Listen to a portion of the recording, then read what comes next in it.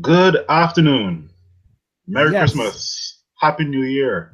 Welcome to another episode of Barbados Manchester United supporters on air. I have with me Nicholas. How are you doing?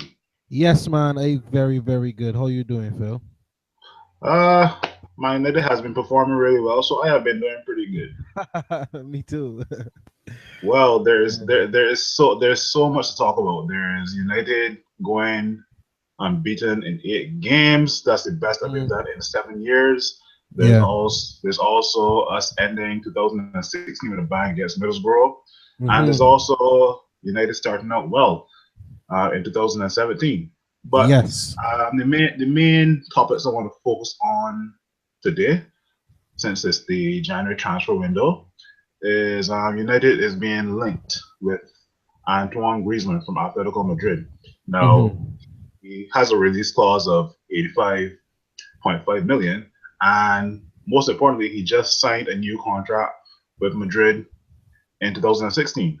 But it appears that he's been talking with Paul Pogba and he's been talking about life at Man United. What do you think about that? Well, a lot of signs point to obvious interests for United in Griezmann and Griezmann and United, as you mentioned. Griezmann is good friends with Paul Pogba, and to an extent, Morgan Sterling and Anthony Martial, from obviously from the French team. So there are enough French connections for him to feel comfortable. Obviously, um, Griezmann wears number 7, and there's a lot of talk about Memphis leaving the club. So obviously, number 7 will be free up. I don't know if you will want to take the number 7 because our number 7 seems to be a little cursed these days. But Mm-hmm. we have another talk about that sometime.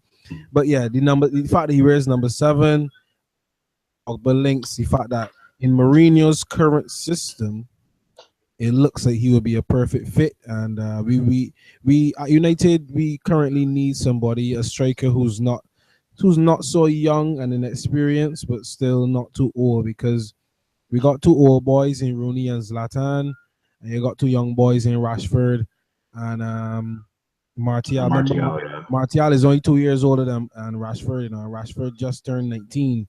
So both of them two very young, inexperienced guys. Two very talented boys, but two very young, inexperienced guys. So bringing Griezmann, who has some experience on the international level, getting to the Champions League final, and also being a regular member of Atletico Madrid's team in the Spanish La Liga, he will bring a little, obviously, attacking intent to the team, a little experience in that area, and somebody to fill the void when Rooney and Zlatan eventually leave the club. So I Well, it see. was I was actually going to ask you that question because people are telling me he is actually the heir to Wayne Rooney because he's actually Yeah, one of the most complete forwards in the game right now. But then people are also telling me that he could be a long-term replacement for Zlatan. But then other people are telling me that Marcus Rashford is a long-term replacement for Zlatan. So, what is your opinion on that per se?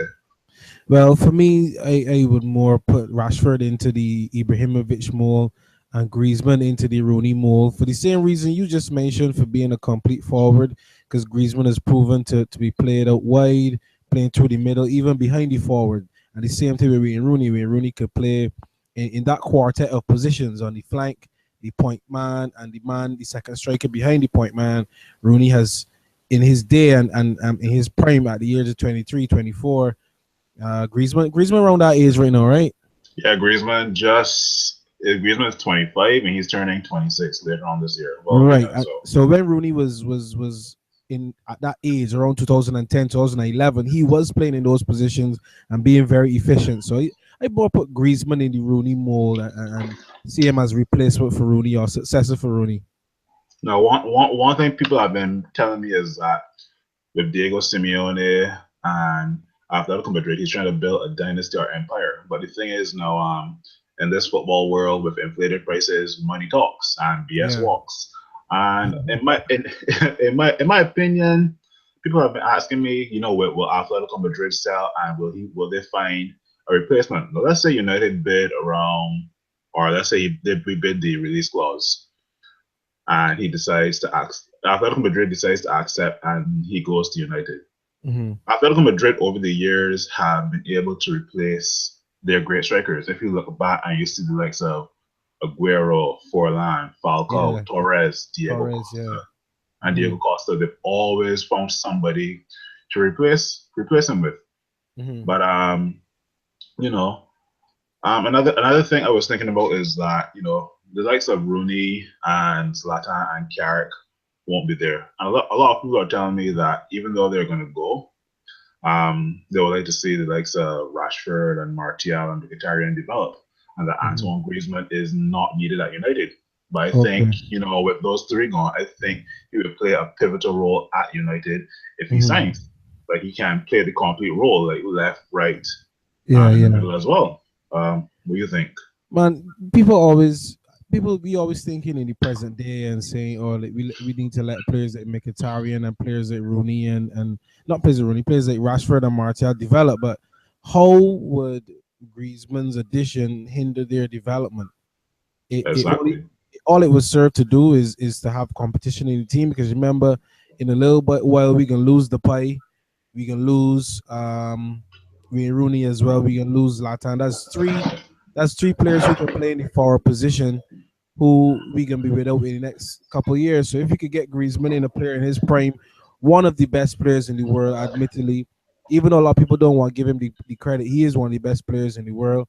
And you were just mentioning that Atletico normally replace these guys pretty well, but so I think that this job now of replacing Griezmann, who is to me on the cusp of greatness, this job of replacing Griezmann is probably going to be a little more difficult, because to me he adds more than just goals to Atletico's play. He adds more that dynamism that they need in the attacking third. Because remember, Atletico is remembered to be a more gritty team, grafters on the pitch, fighting for one another. But Griezmann in recent years add a little more class to the forward line Hmm. over there at Atletico, so the football look a little different and look in such a way that it don't look as rough and tumble as people portray Simeone to be, but the football actually has some finesse. So replacing him, I say all that to say, replacing him is going to be quite much more difficult than replacing one of the centre forwards that they had in the past.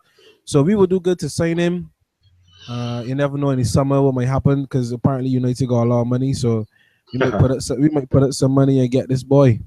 I'm being told in the last couple of weeks since the Griezmann rumor has attracted a lot of interest that Chelsea fans and Liverpool fans and even Arsenal fans have the audacity to tell me that Griezmann would probably rather sign for them because Uh-huh. Arsenal are in the Champions League Yeah. and Chelsea are quote unquote about to win the EPL, but um, I'm asking Arsenal fans, would Griezmann rather play with Giroud and Danny Welbeck, or would he rather play with Zlatan Ibrahimovic or Mata? But anyway, That's off how of that's how you know this well bet, yeah. boy Danny Welbeck. Welbeck is a Manchester boy, man. You can't diss him, man. Yeah. Well, Call somebody else, man. Call Lucas Perez or Oxlade Chamberlain or somebody. it's true. But on to 2017. We started off 2017 pretty positive. Mm-hmm. And 2017. What are your expectations? I'll give a little start, and I'll say that I still want United to challenge for the PL, Mm-hmm. and also after the PL, there's also the Europa League. I want us to put out strong teams in that, and also the FA Cup. But come at the end of this season, moving on to the 2017-2018 season, I want United to put forward a very strong foot for that season because we started off pretty slow, and I think Mourinho didn't realize what his best starting 11 was. That's just part of my expectations for 2017. There's a lot I can mention, but Yeah. I'll give you a chance to express some of your expectations. Yeah. Well, just simply put, when it comes to New Year and people have their expectations and their resolutions for the year, you tend to think back on the previous year and where you want correct. So it's Correct. simple. It's easy for us to look back at our last few games in December. And for me, looking at that, I hope that we continue this form, obviously, in the new year. because it's important if you want to win the league, if you want to win trophies, that you put together runs of games, of runs of victories, and you get results and you get confidence so that you could tap into that confidence at any time of the season. If you don't ever build up that confidence bank, the season gonna be rough. And see, Leicester, that's what happened to them. They didn't get that confidence bank built up. Chelsea getting their confidence bank built up. So, but anyhow, I want United to build up our confidence bank. We haven't had one really in the last 3 years. Mhm. So we need a confidence bank. And right now, I trust Mourinho to get the best out of these players. I think that he trusts his players, and he's currently getting the best out of them and getting the best 11 on the pitch at all times. Even without Carrick, we still look strong. And remember, we were saying that Carrick is the linchpin. So it seems now to be rubbing off on other players, and we're looking a little stronger. So that's my main goal for 2017 for United. Remember these two words, the confidence bank.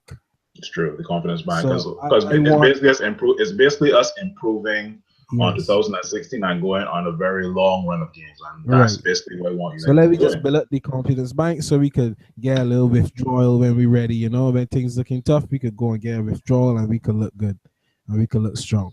That's true. Our next game is against Hull City in the EFL Cup.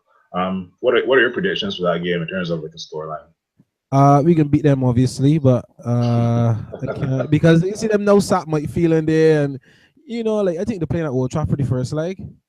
I'm not sure No. Yeah, we're playing at home.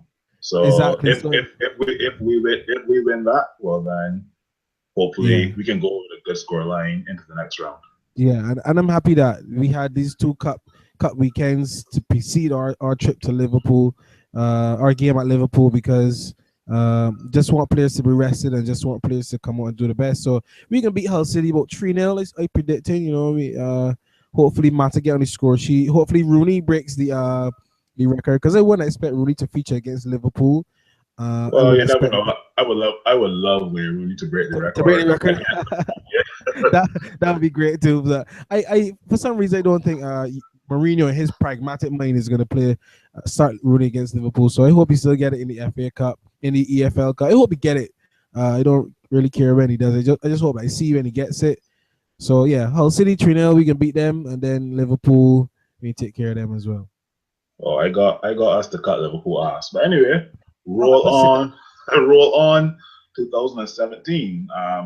United 8 wins on the trot, and you know what? Thank you, Nick, for taking some time out of your busy schedule. And I wish you to the blessed 2017, and I wish all my United fans and my United haters a lovely 2017. Yeah, even same to you, Phil, and even more so to the Man United haters. Even better 2017, because we Oh, know if 2017 is worse for you all, you can come and hate on United more. So I hope that you have a better 2017, so you will find somebody else to hate on, and so you will have some positivity in your life. So yeah, happy New Year to everybody. One love. Manchester United, hated, adored, but never ignored. Never ignored. Never. This has been the 11th episode of Barbados Manchester United Supporters on Air. Thank you very much. Peace.